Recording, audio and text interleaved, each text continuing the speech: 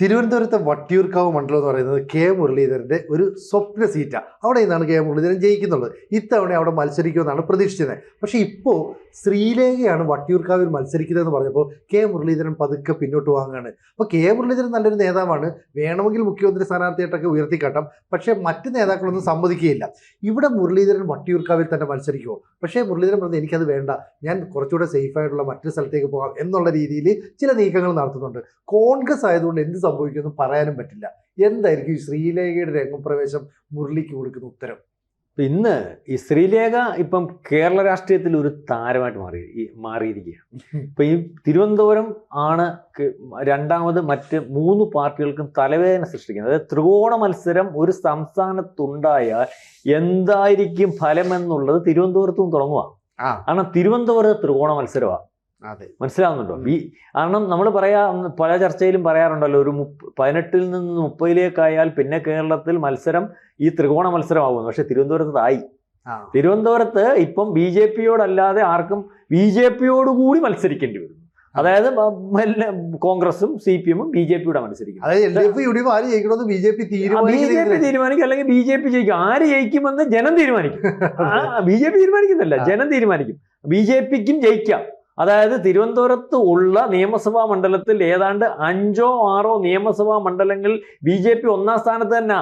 പിന്നെ ആര് ജയിക്കുന്നു എന്നുള്ളത് കോൺഗ്രസിന് സാധ്യത ഇല്ലാതെ ഒരു അവസ്ഥയിലേക്കാണ് പോകുന്നത്. CPM-ഓ BJP-യോ ആര് ജയിക്കുന്നു എന്നുള്ളതെന്ന് പറഞ്ഞാൽ ആ സമയത്ത് ജനത്തിന്റെ ഈ 1% വരുന്ന അല്ലെങ്കിൽ നിഷ്പക്ഷരായിട്ടുള്ള ആ സമയത്തെ തോന്നലിൽ ഒരുപക്ഷെ വോട്ട് ചെയ്യുന്ന ആൾക്കാർ തീരുമാനിക്കുന്നത് പോലെ ആകുന്ന മണ്ഡലങ്ങളായിട്ട് മാറുകയാണ്. ആ സമയത്താണ് ഇപ്പൊ ശ്രീലേഖ എന്ന് പറയുന്ന ആളിനെ ബേസ് ചെയ്ത് സുരേഷ് ഗോപി ആയിരുന്നു നേരത്തെ ഇതുപോലെ താരം. അറിയോ? കേരളത്തിൽ ഈ BJP ലോക്സഭയിൽ സുരേഷ് ഗോപി ആയിരുന്നു സുരേഷ് ഗോപി. ഇപ്പൊ ശ്രീലേഖ തിരുവനന്തപുരത്ത് മത്സരിക്കുമെന്ന് RC പറഞ്ഞിരിക്കും. ശ്രീലേഖ വട്ടിയൂർക്കാവിൽ മത്സരിക്കും. ഈ വട്ടിയൂർക്കാവിന് വേണ്ടി BJP-യിലെ നേതാക്കന്മാർ സുരേന്ദ്രൻ നോക്കുന്നുണ്ട്. ഈ വട്ടിയൂർക്കാവിൽ 3 തവണ MLA ആയിട്ടിരുന്നിട്ടുള്ള ആളാണ് കെ മുരളീധരൻ.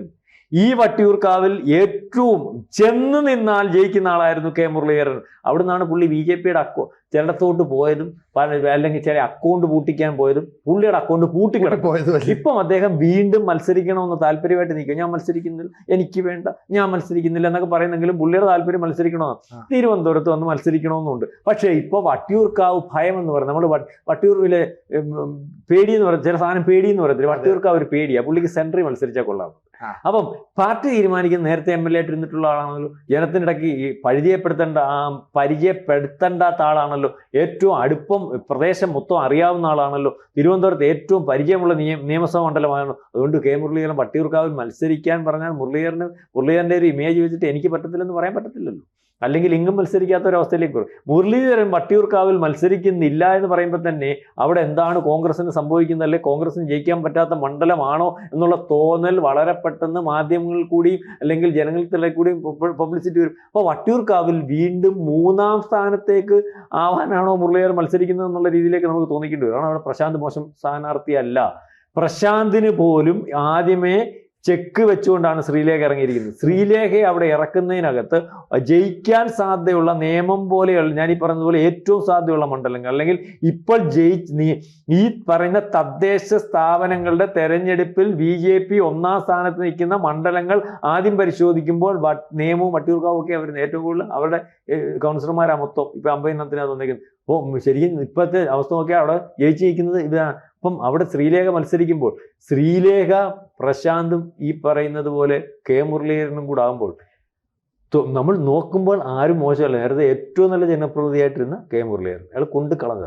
അതിനുശേഷം ഈ കോൺഗ്രസിന് ഏറ്റവും ബ്രോ അല്ലെങ്കിൽ മേയറായിട്ടിരുന്നപ്പം ഈ ജനങ്ങളുടെ മേയർ ബ്രോ അങ്ങനെ നല്ല സൗമ്യനായിട്ടുള്ള ചെറുപ്പക്കാരൻ, ആൾക്ക് അഭിപ്രായ വ്യത്യാസമില്ലാത്ത, അല്ലെങ്കിൽ മാർക്സിസ്റ്റ് പാർട്ടിക്കകത്തും അപ്പുറം എല്ലാവർക്കും അഭിപ്രായമുള്ള ഏറ്റവും നല്ല ജനപ്രതിനിധിയായിട്ടിരിക്കുന്ന പ്രശാന്ത്. ഇപ്പൊ ശ്രീലേഖ എന്ന് പറയുന്നത് ഇപ്പൊ തന്നെ ഇമേജ് അങ്ങായി. കാരണം അവർക്കൊന്നും വേണ്ട, അവർ ഈ പാർട്ടിക്ക് വേണ്ടി, രാജ്യത്തിന് വേണ്ടി, അല്ലെങ്കിൽ ഒരു പഞ്ചായത്ത് മെമ്പർ ആയപ്പോൾ തന്നെ മേയർ ആവാക്കാം എന്ന് പറഞ്ഞ് പോലും അതിനകത്തുനിന്ന് മാറി നിന്ന് പോലും ആ വാർഡിൽ വേണ്ട രീതിയിൽ പ്രവർത്തിക്കാം. അതായത് 5 കൊല്ലം കൊണ്ട് ആ വാർഡിൽ അവരുടെ സാന്നിധ്യം ഉണ്ടാക്കി ആ വാർഡ് ഏറ്റവും നല്ല വാർഡാക്കി മാറ്റുന്നതിന് വേണ്ടിയും, അല്ലെങ്കിൽ ആർക്കും അതൃപ്തിയില്ലാത്ത സംസാരിച്ച് ഏറ്റവും ഇമേജുള്ള, അല്ലെങ്കിൽ ഈ BJP ഏറ്റവും കൂടുതൽ ഉപയോഗപ്പെടുത്താൻ നോക്കുന്ന, മാറി മാറി പോയപ്പോഴേക്കും BJPക്ക് വേണമെന്ന് പറയുന്ന, അല്ലെങ്കിൽ മറ്റ് രാഷ്ട്രീയ പരമ്പരാഗതമായിട്ട് കൊല്ലങ്ങളായിട്ട് രാഷ്ട്രീയ പ്രവർത്തനം നടത്തിയ രാഷ്ട്രീയ പാർട്ടി നേതാക്കന്മാർക്കും ഭയം ഉണ്ടാക്കുന്ന രീതിയിലേക്കുള്ള ക്ലീൻ ഇമേജ്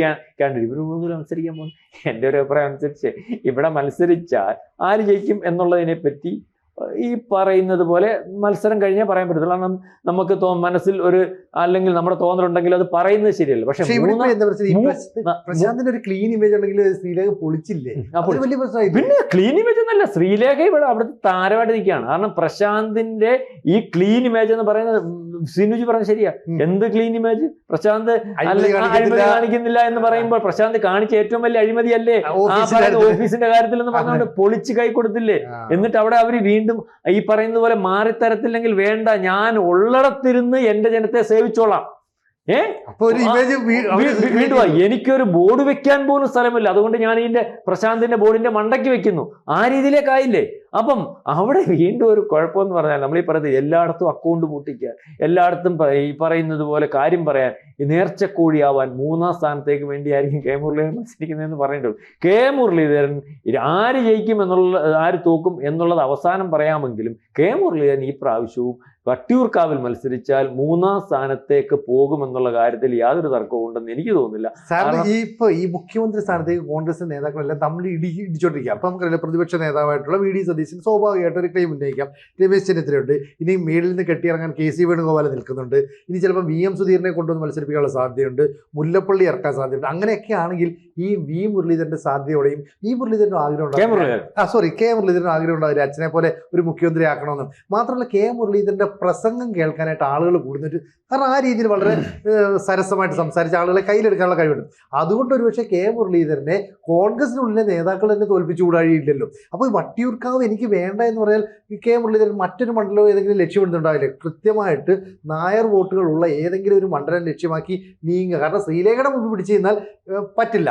അങ്ങനെയാണെങ്കിൽ ഞാൻ വീണ്ടും 3ാം സ്ഥാനത്തേക്ക് പോകും. 3ാം സ്ഥാനത്തേക്ക് പോകുന്നുള്ള ഇമേജിന് കംപ്ലീറ്റ് കോട്ടം സംഭവിക്കുക. പിന്നീട് ഒരു തെരഞ്ഞെടുപ്പിൽ പോലും മത്സരിക്കാൻ പറ്റില്ല. അങ്ങനെയാണെങ്കിൽ നായർ സമുദായത്തിന് കൂടുതൽ സാന്നിധ്യമുള്ള വോട്ട് ലഭിക്കാൻ സാധ്യതയുള്ള തലസ്ഥാനത്തെ മറ്റൊരു മണ്ഡലം മുരളീധരൻ നോക്കില്ല എന്ന് പറയാൻ പറ്റും. അല്ല, സെൻട്രൽ നോക്കുന്നുണ്ട്, അദ്ദേഹം നോക്കുന്നുണ്ട്. സെൻട്രലാണ് ഇവിടെ നായർ സാന്നിധ്യമുണ്ട്. സെൻട്രലിൽ ബഹുഭൂരിപക്ഷം അല്ലെങ്കിൽ അതിനെക്കാട്ടി കൂടുതലുണ്ട്. പക്ഷെ സെൻട്രലിനകത്ത് വേറൊരു കുഴപ്പമുണ്ട്. മുരളീധരൻ അവിടെ ഒരു ത്രെട്ടുണ്ട്. അവിടെ G. കാർത്തികേയന്റെ മകൻ ശബരിനാഥ്, കാരണം അദ്ദേഹം നേരത്തെ മത്സരിച്ചെടുത്ത് യാതൊരു കാരണവശാലും ഇനിയും നിന്നൊരു പരീക്ഷണത്തിന് അദ്ദേഹം തയ്യാറല്ല. കാരണം ആ പരീക്ഷണം വീണ്ടും പരീക്ഷണമായിട്ട് തന്നെ നിൽക്കും. കാരണം അദ്ദേഹം ജയിക്കത്തില്ല എന്നുള്ള കാര്യത്തെപ്പറ്റി പുള്ളിക്ക് തന്നെ ബോധ്യപ്പെട്ടതുപോലെ. അപ്പോൾ അദ്ദേഹം സെൻട്രൽ നോക്കുന്നുണ്ട്. മാത്രമല്ല അദ്ദേഹം കഴിഞ്ഞ പ്രാവശ്യം മത്സരിച്ച് ഇപ്പൊ പിക്ചറിൽ ഇല്ലെങ്കിൽ പോലും തോറ്റ ഒരാളുണ്ടല്ലോ, നമ്മുടെ മുൻ മന്ത്രിയായിട്ടുള്ള ഈ കോൺഗ്രസിന്റെ MP ആയിട്ടൊക്കെ ഇരുന്ന ശിവകുമാറിന്റെ സ്ഥലം ജയിച്ചുകൊണ്ടിരുന്ന മണ്ഡലം. പക്ഷെ അദ്ദേഹം ഇപ്പൊ പിക്ചറിൽ പോലും ഇല്ല. പക്ഷെ അദ്ദേഹത്തിന് സീറ്റ് കൊടുക്കാൻ പോലും സാധ്യത ഉണ്ടെന്ന് എനിക്ക്, കാരണം അദ്ദേഹത്തിന് ഇപ്പം പിക്ചറിൽ നിന്ന് ഒക്കെ പോയിരിക്കുന്ന ഒരു അവസ്ഥ. അപ്പം ആ സീറ്റിന് വേണ്ടി മുരളീധരൻ പറഞ്ഞില്ലെങ്കിലും ഉള്ളിന്റെ ഉള്ളിൽ ഇരിക്കുന്നത് ഈ പറഞ്ഞ സെൻട്രലാണ്. സെൻട്രലിലെ കാർത്തികേയന്റെ മകൻ ശബരിനാഥ് മത്സരിക്കാൻ വേണ്ടിയുള്ള ശ്രമം നടത്തുന്നുണ്ട്. വട്ടിയൂർക്കാവ് എനിക്ക് മത്സരിക്കാൻ താല്പര്യമില്ല, സെൻട്രൽ മതി എന്ന് പറയാൻ മുരളീധരന് സാധിക്കാത്തൊരവസ്ഥയുണ്ട്. അതിൻ്റെ കാരണം എന്താണെന്നുള്ള ചോദ്യമാണ് ആ പ്രശ്നം. കാരണം അവിടെ ഈ പറയുന്നത് പോലെ വട്ടിയൂർക്കാവിൽ ഈ എല്ലാം ഞാൻ സർവജ്ഞ അല്ലെങ്കിൽ കുഴപ്പമില്ലാത്തതാണ്, അല്ലെങ്കിൽ 3 വട്ടം ജയിച്ച ആളാണ്, എനിക്ക് അവിടെ അറിയാവുന്നിടത്താണ്, അല്ലെങ്കിൽ ഏറ്റവും നല്ല ജനപ്രതിയാണ്, ഇപ്പോൾ എന്തുകൊണ്ട് മത്സരിക്കുന്നില്ല എന്ന് ചോദിച്ചാൽ മുരളീധരൻ അവിടെ തോറ്റുപോകുന്നു മുരളീധരൻ പറയാൻ പറ്റത്തില്ല. അപ്പോൾ മുരളീധരൻ ഒരു വല്ലാത്ത അവസ്ഥയിലുണ്ട്. വട്ടിയൂർക്കാവിൽ അദ്ദേഹത്തിന് മത്സരിക്കേണ്ടി വന്നാൽ തൃശ്ശൂർ അദ്ദേഹത്തിന് ഈ ചെന്ന് പറ്റിയതുപോലെയുള്ള ഒരു അബദ്ധം വട്ടിയൂർക്കാവിൽ സംഭവിക്കാൻ സാധ്യതയുണ്ട്. ഏതായാലും RC തീരുമാനിച്ചിരിക്കുന്നു, അമിത്ഷാ തീരുമാനിച്ചിരിക്കുന്നു, ഈ പറയുന്നത് വട്ടിയൂർക്കാവിൽ തന്നെ ശ്രീലേഖ മത്സരിക്കും എന്നുള്ള രീതിയിലേക്കുള്ള വാർത്തകളാണ് ഇപ്പോൾ വന്നുകൊണ്ടിരിക്കുന്നത്. അതിനുള്ള സാധ്യത വളരെ കൂടുതലാണ്. എത്ര പറയുമ്പോഴും പാർട്ടി നേതൃത്വം പറയുന്നത് അംഗീകരിച്ച് പോകാൻ വേണ്ടി തന്നെ അല്ലെങ്കിൽ തയ്യാറാകുന്ന ഒരു അവസ്ഥയിലേക്ക് ശ്രീലേഖ വരേണ്ടി വരും. അല്ലെങ്കിൽ പാർട്ടിയുടെ സംസ്ഥാന വൈസ് പ്രസിഡന്റ് ശ്രീലേഖ ഇരിക്കാൻ പറ്റുന്ന ഒരു അവസ്ഥയിൽ. കാരണം പാർട്ടി ഭാരവാഹിയാണ് അവർ എത്ര പറയുമ്പോഴും പാർട്ടി ഭാരവാഹിയാണ്. അപ്പോൾ പാർട്ടി തീരുമാനിക്കും വട്ടിയൂർക്കാവ് മത്സരിച്ചേ മതിയാകും, അത് അവർക്ക് താല്പര്യമില്ലെന്ന് പറഞ്ഞാലും പാർട്ടി തീരുമാനമാണെന്ന് പറഞ്ഞാൽ ഏറ്റവും അവസാനം അംഗീകരിക്കേണ്ടി വരും. വട്ടിയൂർക്കാവിൽ BJPയുടെ സ്ഥാനാർത്ഥി ഈ പറയുന്ന ശ്രീലേഖ തന്നെ ആയിരിക്കും. കൂടുതൽ വാർത്തകളും വിശേഷങ്ങളും നിങ്ങളിലേക്ക് എത്താൻ ABC മലയാളം സബ്സ്ക്രൈബ് ചെയ്യുക, ബെൽബട്ടനും അമർത്തുക.